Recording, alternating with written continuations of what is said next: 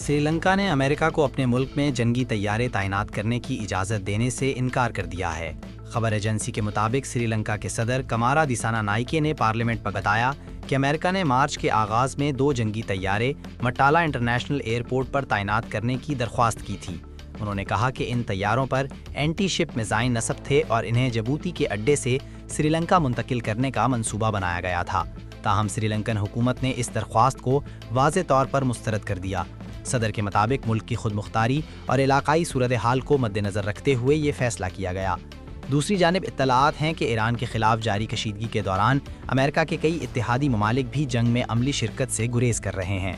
اس سے قبل امریکی صدر ٹرمپ نے اتحادی ممالک کی جانب سے مدد نہ ملنے پر رد عمل دیتے ہوئے کہا تھا کہ امریکہ کو کسی کی مدد کی ضرورت نہیں۔